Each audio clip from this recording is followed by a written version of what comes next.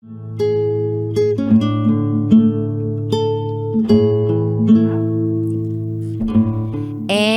now, it's time for DJ Rocky's Secret Files.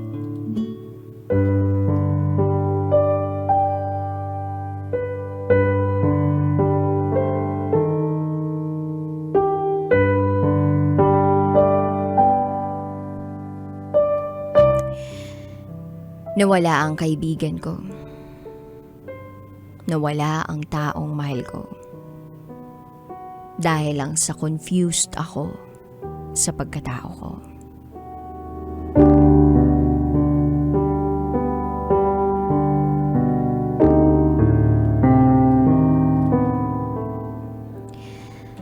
Hi DJ Rocky. Itago niyo ako sa pangalang Ivan. At ito, ang aking secret file. Bata pa lang ako, kilos babae na ako. Siyam kaming magkakapatid. Si Mama at si Bunso lang ang mga babae. Lumaki ako sa kapatid ng papa ko. At dahil sa wala pang babae sa pamilya noon, ako ang pinagtitripan ng mga tita ko. Binibihisan ako ng pambabae. Minimakeupan pa. At idsundo ako ng mga tita ko sa school. Bawal nga ako maglaro sa labas noon eh. Ni maarawan, hindi pwede. So akala ko dati, babae talaga ako. Hanggang sa nagkakagusto na ako sa babae. Napatanong ako sa sarili ko. Akala ko ba babae ako? So sabi ko, hindi ako babae. Lalaki talaga ako. Hindi naman kasi ako nagkakagusto sa lalaki. So, nung napagtanto ko na yun, sinimulan ko ng manligaw.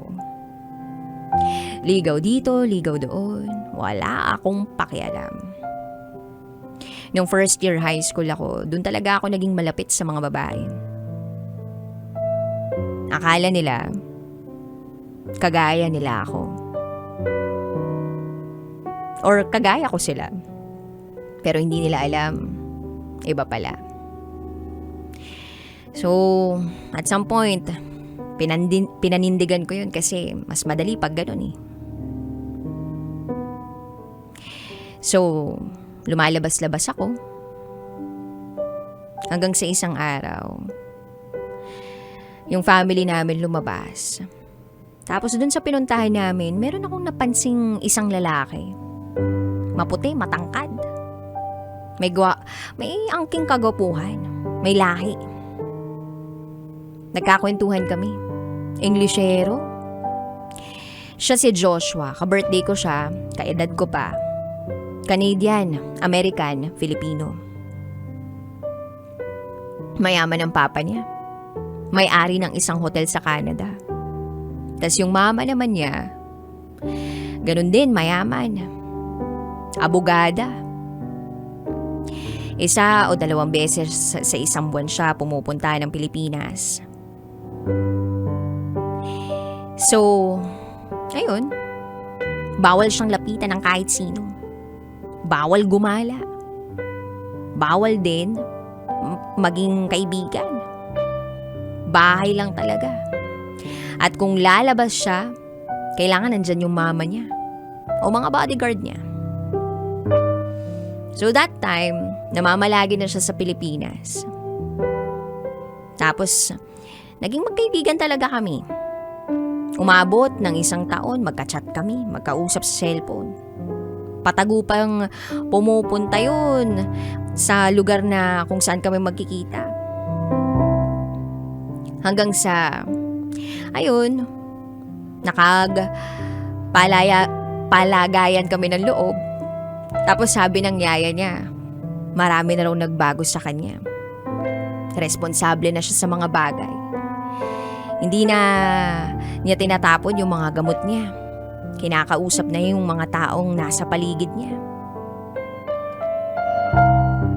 And by the way, eto kasing si Josh, may pagka-special.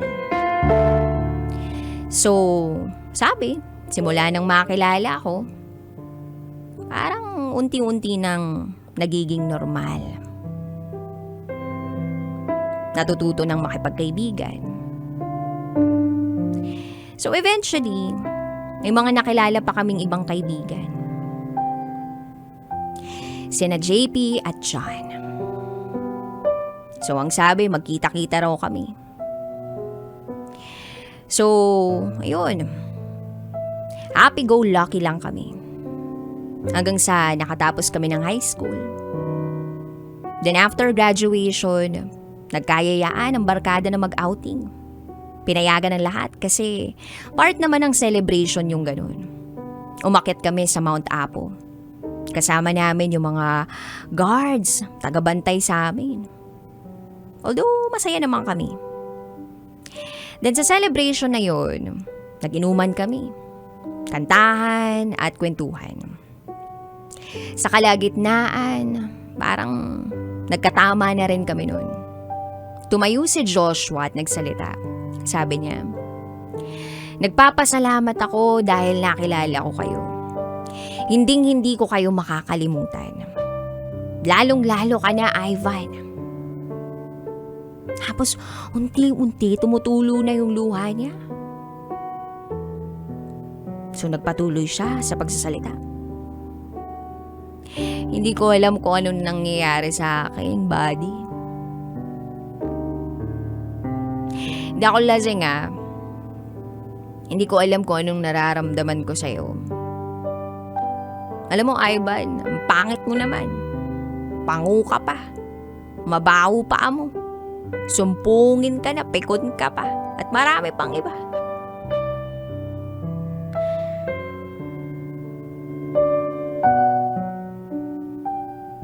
Pero bakit ganun? Una pa lang kitang nakita. May kakaiba na akong naramdaman sa'yo. Alam ng barkada yan. Gusto kitang alagaan, pasayahin. Gusto ko yung nagsusungit ka sa akin na parang babae. Gusto ko na every time na ganun ka, nandyan ako para suyuin ka. Gusto ko na makita ka araw-araw. Mamimiss ko yung ilong mo. Basta ang alam ko, mahalaga ka sa akin. Hindi ako magsasawa na magpasalamat sa iyo sa lahat-lahat. Lahat ng tulong mo sa akin. Iba ang pakiramdam ko pagkasama kita. Mas importante ka pa nga kaysa sa jowa ko eh.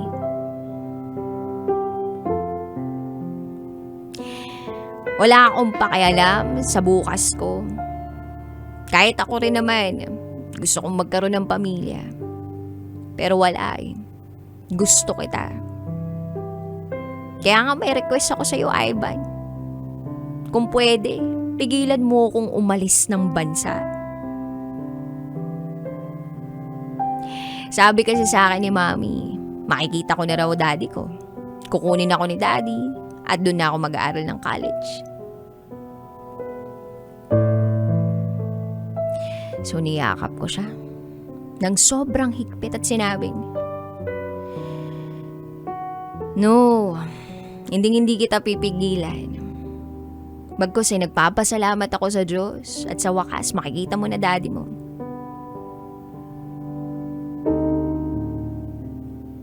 Na matagal mo nang hindi nakakasama. Kaya naman after ng outing namin, nagpaalam ako sa parents ko na hindi muna ako magka-college. Magtatrabaho muna ako. Ginawa ko yun dahil gusto kong maglaan ng oras para kay Joshua. Halos araw-araw magkasama kami. Hanggang sa araw ng paglipad niya papuntang Canada. Ayoko siyang umalis. Masakit eh. Ninamnam ko yung mga sinabi niya nung lasing siya. Pero parang mali. Mali. Ang i-entertain ko kung ano man yung nararamdaman ko para sa kanya. Kailangan kong pigilan. Dahil may kanya-kanya kaming jowa. So nung nandun kami sa airport, iyakan kami.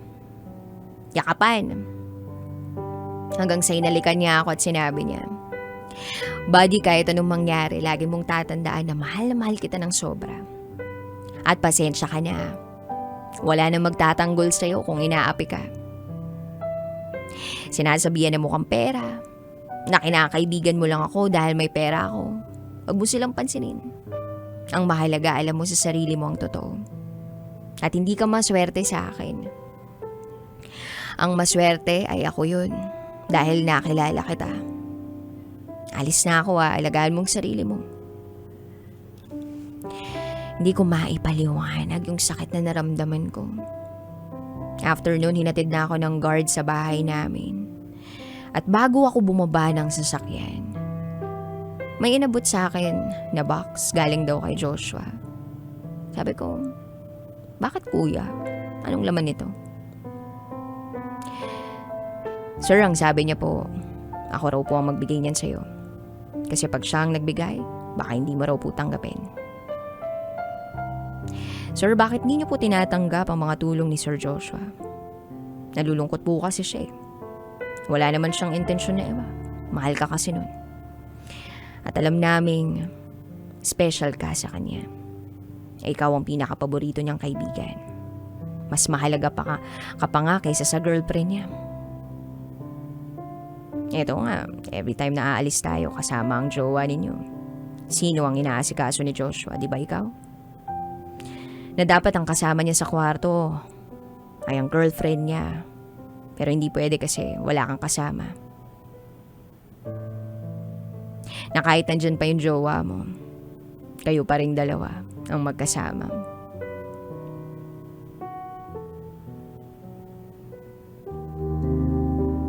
"Kaya tanggapin mo na yan, sir." So tinanggap ko yung box na yun. After nun, tumigil na rin ako sa pagtatrabaho at nag-aral ulit. Nagpatuloy sa buhay. Mahirap kasi. Malayo siya. Hindi pa kami nagkaka-chat nun. Pinagbawalan siya. Then after a year, tumawag ang barkada na nakabuntis daw si Joshua. Di naman ako naniwala kasi nga, sa pagkakalam ko, mahal na mahal ako nun eh. Litong-lito ako pero parang mababaliw na ako. Walang araw na hindi ako umiyak. Kaya naman nag-ibang bansa ako para doon na mag-aral. Tumakas si Joshua sa kanila at pumunta sa Pilipinas para humingi ng kapatawaran. At lalo na nung nalaman niya na theological school ang papasukan ko. Pero naging pusong bato ako. Pinagtabuyan ko siya kahit alam kong seryoso talaga siya sa pagsusuyo sa akin. Duwag ako, hinayaan ko pa rin siya. Nagpatuloy pa rin ako sa pag-aaral ko. At yun ang dahilan ng pagka-stress na niya. Nauwi sa depression. Kaya naman tinawagan ako ng mommy niya na pumunta sa Canada para ayusin ang buhay ni Joshua. Halos 4 na buwan siyang hindi lumalabas ng bahay. Nasa kwarto lang siya. Inom lang daw ng inom ng alak. Walang makapipigil sa kanya, ni hindi nga makausap. Muntik na nga raw niyang mapatay ang babaeng nabuntis niya. Mabuti na lang at galos lang ang natamo nito sa kanya. Hindi pa rin ako nakapunta sa Canada. May mga lesson pa kasi ako noon. So mami niya lang ang nakapunta. At sa awa ng Panginoon, umayos naman siya kahit paunti-unti. Kumakain na raw. Kaso hindi pa masyadong okay ang lahat. Nag-drive siya na aksidente. Nabangga ang minamaneho niyang sasakyan. Wasak ang left side part ng katawan niya. At ang sabi, dead on arrival. Pagkarinig ko noon, sabi ko, joke ba to? Hindi ko alam kung ano magiging reaction ko. Galit ako. Lalo na nung sinabi ng mommy niya na, alam mo, Kahit sa huling hininga niya, ikaw pa rin ang iniisip niya. Marami siyang iniwan para sa'yo. Sasakyan, bahay, motor, personal savings niya. Nakapangalan lahat yun sa'yo. Alam mo bang nakaayos lahat ng yun? Kukunin ka na lang niya at siya nang magpapaaral sa'yo. Nag-aral siya ng mabuti para maipakita niya sa daddy niya na deserving siya. Nag-ipon siya para sa future ninyo. Lahat ginawa niya. Pinabayaan nga niya ang mag-ina niya para sa'yo. Pagkarinig ko nun, hindi ako makapaniwala. Kasi lahat ng mga sinabi ng mommy niya, parang hindi ko naman kailangan yun eh. Ang kailangan ko, yung anak niya. So ang sabi ko, hindi ko po iniling yun sa kanya. At isa pa, hindi ko naman pinaghirapan yun. Sa kanya ko yun natutunan na hindi lahat mabibili ng pera. Hindi lahat kailangan ng pera. Kaya naman po tita, magalit man siya pero hindi ko po tatanggapin yan. Ang hiling ko lang po sana, sa baby na lang niya lahat ng yan. And then it dawned on me. Walang humpay ang pagsisisi ko sa sarili ko at sa mundo. Na bakit sa dinami-rami ng tao na pwedeng mamatay, bakit siya pa? At bakit hindi na lang ako? Tutal, pabigat lang naman ako eh. Nakailang beses na rin akong muntik magmatay. Sa hindi ko maipaliwanag na dahilan. Maraming pumipigil sa akin. Ang hirap kasing mabuhay, lalo na't naiisip ko na may taong nawala dahil sa akin. Taong walang ibang ginawa kundi mahalin ako. Taong inaalagaan ako o inalagaan ako. Ang masakit pa dun, hindi man lang ako nakapunta sa lamay niya. Nawala siya nang hindi ko man lang nasabi na hindi ako galit sa kanya. At sobrang mahal na mahal ko siya. Na-ready naman ako na maging kabiyak niya. Bago pa ang lahat, na naging kaibigan ko na yung babaeng nabuntis niya. Naiintindihan naman daw niya si Joshua na kahit anong mangyari, ang puso ni Joshua ay hindi magiging sa kanya. Na nagawa lang niya yun dahil lasing siya. Na kaming dalawa talaga ang para sa isa't isa. Marami na kaming plano. Nag-ipon na rin ako para mapuntahan siya. At yun ang hindi alam ni Joshua. Hiwalay na kami ng girlfriend ko. Kaso huli na ang lahat eh. Nawala ang kaibigan ko. Ang taong mahal ko. Nang dahil lang sa confused ako. O baka naging duwag lang ako. Sa ngayon, nasa Russia na ako para tapusin ang nasimulan ko na. Magkaibigan pa rin kami ng babaeng nabuntis na Joshua. Malaki na ang anak nila. Kamukha ng anak nila ang tatay niya. At nakakatuwa rin na ang pangalan ng bata ay Joshian. Pinagsamang pangalan namin, Joshua and Ivan. Kung paano ako makaka-move on, hindi ko alam. Mananatili sa puso ko si Joshua hanggang sa lumipas ang panahon. Sana kung nakikinig man kayo, may matutunan kayo sa kwento ko. Pahalagahan niyo mga taong tunay na nagmamahal sa inyo. At huwag niyong palipasin ang panahon nang hindi niyo man lang nasasabi sa kanila at naipapadama sa kanila kung gaano niyo sila kamahal. Hanggang dito na lang po. Muli, ako si Ivan at ito ang aking secret vow.